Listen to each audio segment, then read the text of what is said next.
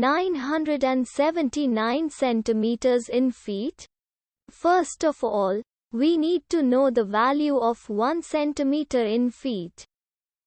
It's always 1 centimeter equals 0.03280839895 feet. Now we have to multiply 0.03280839895 by 979. Therefore, 979 centimeters times 0.03280839895 feet equals 32.119422572005 feet.